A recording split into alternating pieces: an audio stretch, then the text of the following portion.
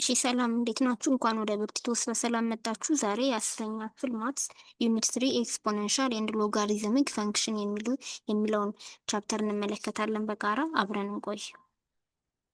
ሶ መጀመሪያው ኢንዲቴል ወደ ቻፕተሩ ከመግባታችን በፊት ኢንትሮዳክሽኑን ማወቅ ይጠበቅብናል። ስለምንድን ነው የሚለውን ኤክስፖኔንሻል ኤንድ ሎጋሪትሚክ ፈንክሽን ምንድን ናቸው የሚሉትን እንመልከት። እነዚህ ሁለት ፈንክሽኖች ማትስ ላይ ከሚታወቁ ሞስት ኢምፖርታንት ፈንክሽኖች ውስጥ የሚካተቱ ሲሆኑ ኤክስፖኔንሻል ፈንክሽን ይሄኛው ነው ማለት ነው፣ በዚህኛው ፎርም የምናስቀምጠው ሲሆን ሎጋሪትሚክ ፈንክሽን የምንለው ደግሞ በዚህ ፎርም የሚቀመጥ የፈንክሽን አይነት ነው ማለት ነው። ከዛ ውጪ ኤክስፖኔንሻል ፈንክሽን እና ሎጋሪትሚክ ፈንክሽን እዚህ ጋር የታችሁት ከሆነ ዘር ኢንቨርስ ቱ ኢች አዘር ዛት ሚንስ አንዱ የሌላው ተገላቢጦሽ ነው ማለት ነው። የምን ለማለት ነው? ፎር ኤግዛምፕል ሌትስ ሴይ ኤክስ ብለን ብንጽፍ ኤክስን ኢን ዘ ፎርም ኦፍ 1/ኤክስ ጻፍኩት ማለት ኤክስን በኢንቨርሱ ገልብጬ ጻፍኩት ማለት ነው። ስለዚህ እንደዚህ ስጽፍ ኤክስፖኔንሻል ፈንክሽን ከሆነ እንደዚህ ስጽፍ ደግሞ ሎጋሪትሚክ ፈንክሽን ይሆናል ማለት ነው። ስለዚህ ኤክስፖኔንሻል ፈንክሽን እና ሎጋሪትሚክ ፈንክሽን ኢንቨርስ ቱ ኢች አዘር ናቸው ያልንበት ምክንያት ይሄ ነው ማለት ነው። ከዛ ውጪ ኤክስፖኔንሻል እና ሎጋሪትሚክ ፈንክሽንን ሪል ወርልድ ላይ ወይም ደግሞ በእውነተኛ ህይወታችን ላይ የተለያዩ ፕሮብሌሞችን ሶልቭ ለማድረግ እንጠቀምበታለን። ፎር ኤግዛምፕል ላቦራቶሪ አካባቢ ላይ ሳይንቲስቶች ራዲዮ አክቲቭ የሆኑ ሰብስታንሶች በምን ያክል ፍጥነት ዲኬይ ያደርጋሉ የሚለውን አንደርስታንድ ለማድረግ እነዚህም ሁለት ፈንክሽኖች ይጠቀሙባቸዋል። ከዛ ውጭ ደግሞ በጣም የለመድነው ደግሞ ባንኪንግ ላይ ወይም ደግሞ ባንክ ውስጥ ወለደ ብለን የምንጠራውን ነገር ለማስላት ወይም ደግሞ ካልኩሌት ለማድረግ እንዲሁም ኤክስፖኔንሻል ፈንክሽን እና ኤክስፖኔንሻል ፈንክሽን እንዲሁም ደግሞ ሎጋሪትሚክ ፈንክሽን ጥቅም ላይ ይውላሉ ማለት ነው። በአጭሩ አስ ኢንትሮዳክሽን እነዚህ ሁለት ነገሮችን ይመስላሉ ማለት ነው። አሁን ቀጥሎ የምንመለከተው ኤክስፖነንት ምንድን ነው የሚለው እንመለከታለን ማለት ነው። ኤክስፖነንት የምንለው ሁልጊዜ አሴ ፓወር የሚቀመጥ ነው። ዌኔቨር ዊ ዩዝ ኤክስፕሬሽንስ ላይክ እንደዚህ እየጻፍን ከሆነ ዊ አር ዩዚንግ ኤክስፖነንት ቢኮዝ እዚህ ጋር ነምበር ጻፍን እና ከላይ የሆነ ቁጥር አስቀመጥን። እዚህ ጋር ቁጥር ጻፍኩኝ አሁንም ከላይ የሆነ ነገር አስቀመጥን። ስለዚህ የሆነ ነምበር ዘ ፓወር ኦፍ የሆነ ቁጥር አድርገን ሁልጊዜ የምናስቀምጥ ከሆነ ከላይ የተቀመጡት ቁጥሮች ኤክስፖነንት ብለን እንጠራቸዋለን ማለት ነው። ስለዚህ ኤክስፖነንት ማለት ባጭሩ ይሄ ነው። ኤክስፖነንት ቫሪያብል ሊሆን ይችላል፣ ቁጥር ሊሆን ይችላል። ቫሪያብል ሲሆን እንደ ኤክስፖነንት አድርገን የምናስቀምጠው ሌትስ ሴይ 7 ብዬ ዘ ፓወር ኦፍ ኤክስ ከሆነ ያደረኩት ይሄ ነገር ወደ ምንነት ይቀየራል? ወደ ኤክስፖኔንሻል ፈንክሽንነት ይቀየራል። እንደዚህ ብቻ ከሆነ ደግሞ ያስቀመጥኩትኝ ደግሞ ይህን ቁጥር ኢን ዘ ፎርም ኦፍ ኤክስፖነንት ሲምፕሊፋይ አድርጌ ጻፍኩትኝ ብዬ እናገራለሁ ማለት ነው።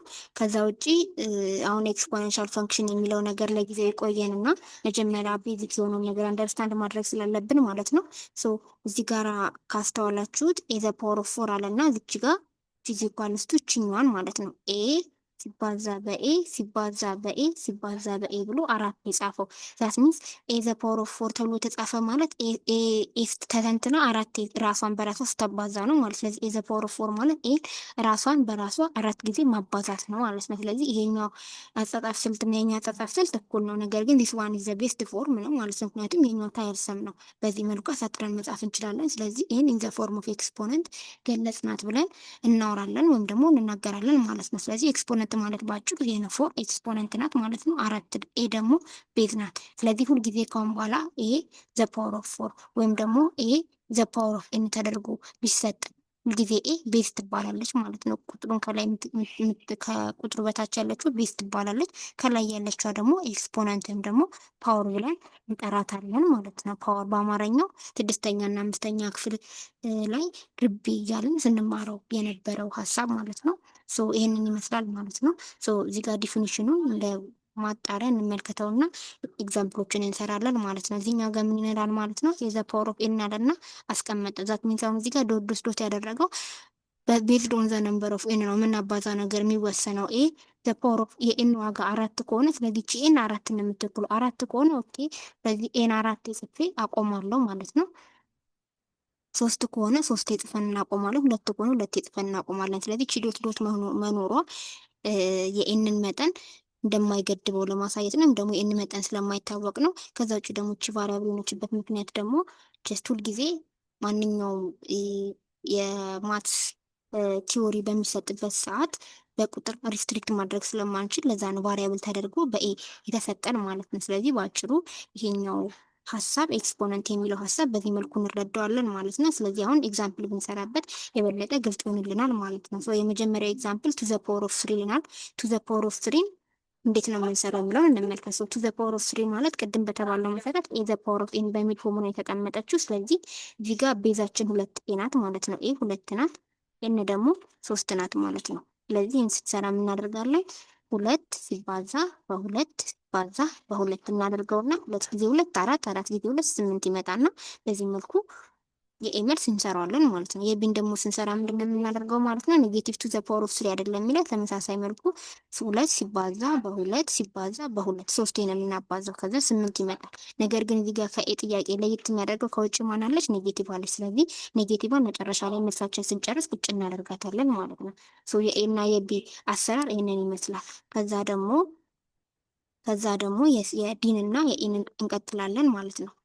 የዲንና የኤን እንቀጥላለን። ሶ ዲ ምንድነው የሚለን? የዲ ጥያቄ ደግሞ ኔጌቲቭ ከውጭ ያለ ደግሞ ከውስጥ ሌላ ኔጌቲቭ ቱ ዘ ፓወር ኦፍ ስላለ ሶ ከውጭ ያለችው ኔጌቲቭ ኮንፊውዝ እንዳታደርገን መጀመሪያ እንተዋትና ኔጌቲቭ ቱ ሲባዛ በኔጌቲቭ ቱ ሲባዛ በኔጌቲቭ ቱ እናደርጋለን። ሶስቴ ስለተባለ ከዛ ይሄን ስንሰራው ስንት ይመጣል?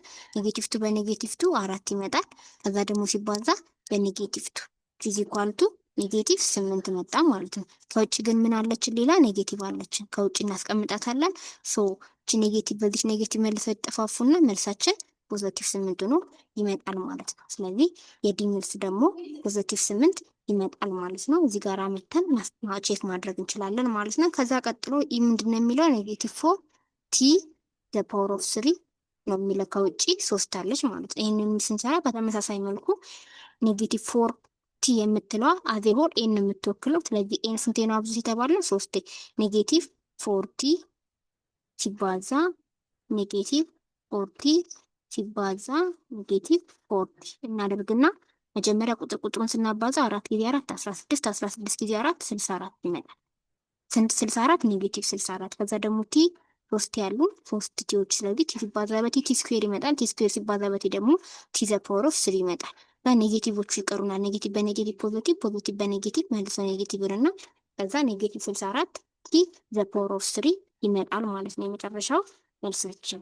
ስለዚህ ዛሬ በተወሰነ መልኩ በቀጣይ የሚሆነንን መግቢያ ተመልክተናል ማለት ነው። ስለዚህ በቀጣዩ ሴሽናችን ሎ ኦፍ ኤክስፖነንት የሚለውን የምንመለከት ይሆናል። እስከዛው ድረስ መልካም ጊዜ ይሆንላችሁ። ማንኛውም ሀሳብ አስተያየትም ደግሞ ልትነግሩ የምትፈልጉት ነገር ካለ ኮሜንት ብታደርጉ ደስተኛ እንሆናለን። አመሰግናለሁ።